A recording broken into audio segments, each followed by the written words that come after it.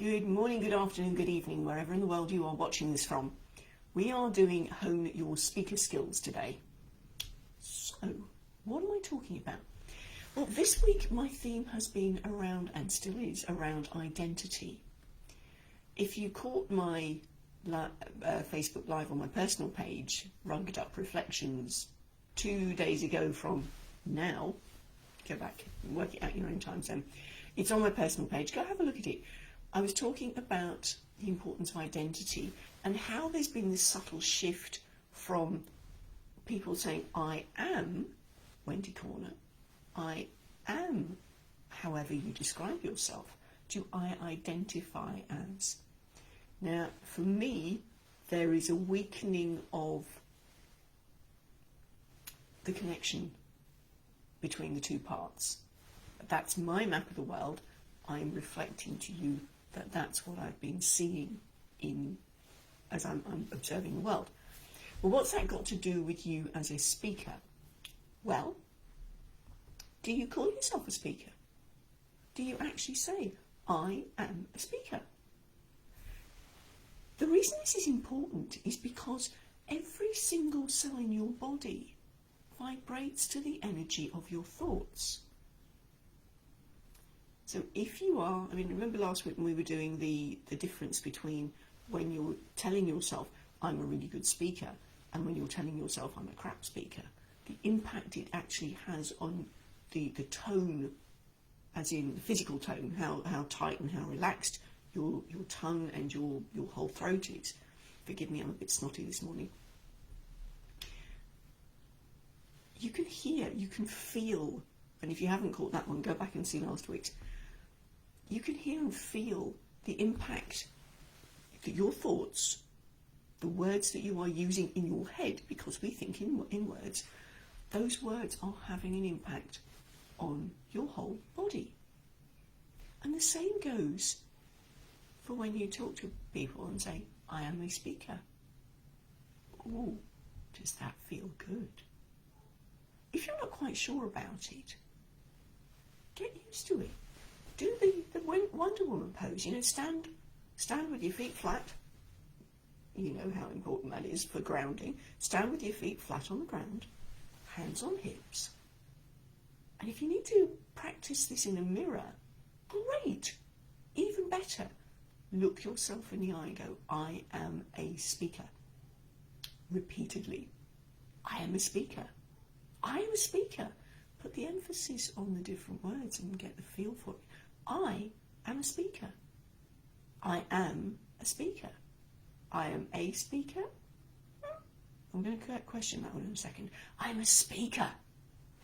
Get used to those words and let them sink in. Let them impact every cell in your body. Because the more you tell yourself this, the more you believe this, the more you're going to go and look for opportunities to put it into practice and be that speaker. Now, a speaker? I'd like to qualify that.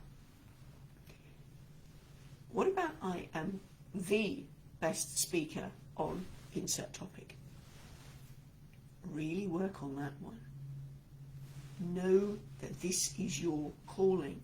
Because you've got that fire in your belly, haven't you? You know this is something that you want to share with the world. You've got to share it with the world. If it doesn't, it will eat you up. I am the speaker on ...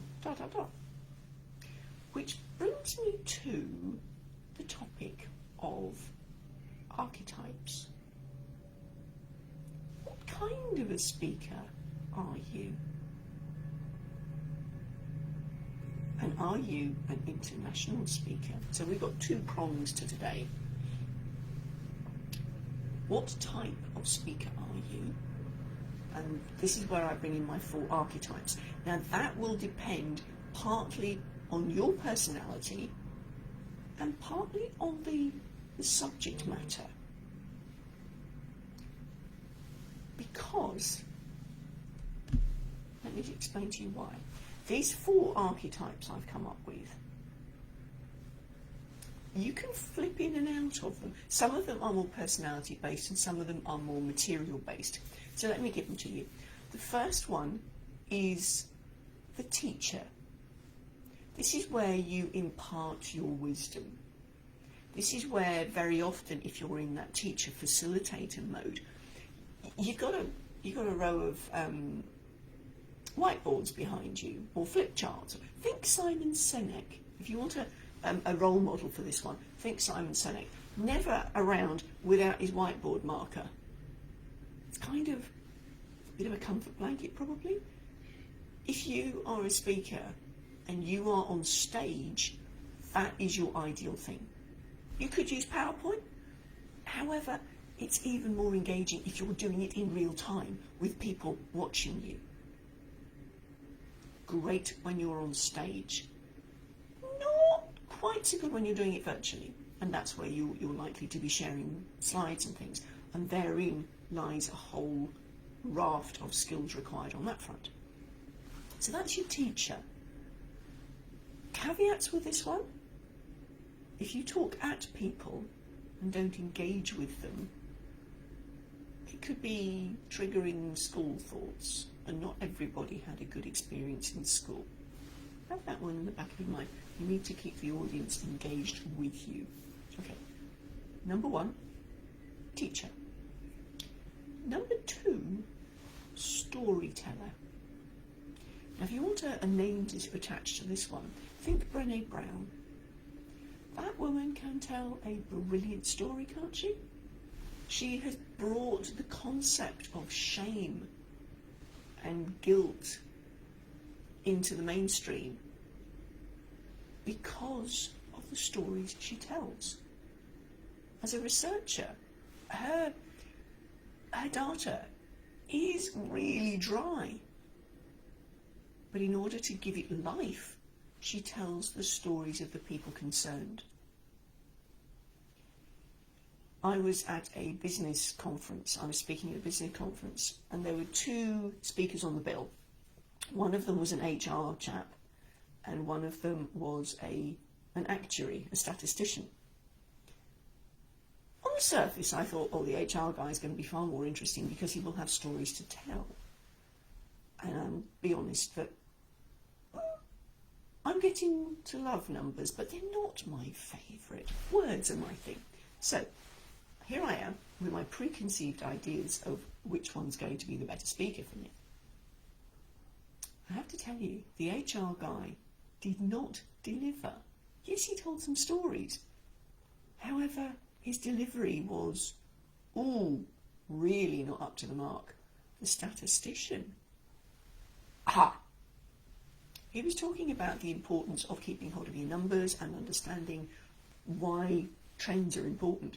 And he started off by having a slide of him lying across the front of his Porsche. Now that was a pattern interrupt, I can tell you, because for one thing it was a him and not a her. Traditionally it's always a scantily clad woman over the bonnet of a Porsche. But you get my point. He delivered stories attached to those figures, and he delivered them really well. So storytelling is crucial if you want to get across what may be dry data. Okay, think Brené Brown, how she has managed to bring the topics of, as I said, shame and guilt and other really sort of things we don't like to talk about up to the lens of scrutiny because of the way she tells stories. Okay. Interesting factoid. Brené Brown, very experienced speaker, throws up in the loo every time before she goes out on stage. She still manages to produce an amazing talk. Don't let nerves put you off. Number 3 is the sage, the wise person. If you want a persona for this one, think Eckhart Tolle or maybe Joe Dispenza. But Eckhart Tolle is the one I tend to use. You know, the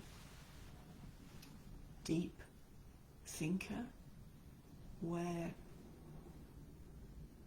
you have to be patient for the next word. Now, some people don't get on with that at all. They go, come on, hurry up, hurry up, hurry up. However, for his ideal audience, that's perfect, because he has them sitting on the edges of their seats, waiting for that next word, which, by the way, is usually a gem.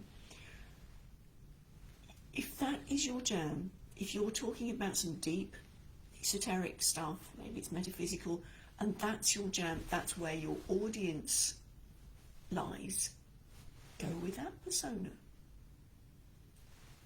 There's usually no pictures involved. It's an interview style, and it's deep. But remember to keep your audience engaged at all times. This works for all of them. Finally, number 4, we're talking about the motivational speaker.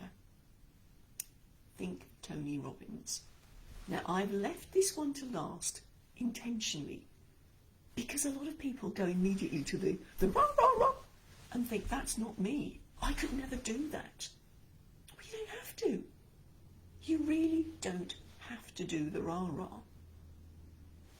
If that's not you as a speaker, and it's not where your message lies, sometimes we have to put on the persona to meet the message. Okay, now, comfortable with rah-rah? Well, I'm getting better, but it's not where I happily sit. But believe me, if I need to, I will. My version, though, it's not this sort of thing. However, again, managing the state of the audience is crucial to your success in getting your message out. In person is one thing, virtual is a different thing. There are complementary and yet different skill sets required for each. So, which one of those 4 archetypes fits best with your persona, your personality, and also your material? I tend to go in and out of teacher and storyteller. There occasionally will be a little bit of inspirational stuff, but I do it in a different way. I'm quirky, I'm passionate, and you get it from that respect. Okay, so if you're concerned that getting out on stage, whether it be virtual or particularly in person, is you need to do this, you don't. That's where we work together to work out your version of inspiration. Every single inspirational speaker is different. Don't be held back by that fear that you have to be another Tony Robbins. Okay, so think about it. Which personality fits in best with you, which archetype, and what fits your material? Because that will be crucial as well. And also where your audience lies. Are they the deep thinkers? Are they ones that will sit back and take in, like sponges, everything you have to offer? Whichever version you are, make sure the audience is still engaged. Like I said, complementary and different skill sets required for in-person and virtual. Which brings me on to my 3rd point for today. Virtual summits. I am an international speaker. And hey, does that feel good? Does that sound good? Is that something that you can say now? Is that something you want to say before the end of the year? Because you might have seen a little bit on our socials that we have the Mad as Hell Summit coming up in November. And we're inviting expressions of interest for speakers to join us. Now, you may not have had any experience as a summit speaker before. Well, that's fine, because we're going to give you a 6-week intensive training session so that you, when you get out onto that virtual stage, are a standout speaker. You can take that training, you can take that experience with you to other virtual stages. And the joy of virtual stages is you reach a global audience. Now, there's an awful lot to doing the summit speaking, which, as I said, we go through with you to ease your way into summit speaking, and not simply any old way of speaking. You, as one of those archetypes, or dipping in and out as necessary, are a standout speaker. How about that? I am the standout international speaker on insert topic. How does that feel? Try it. Let me know how it feels. We will put the deets of how to register your expression of interest in the chat below. For now, though, see you next week. Bye from me.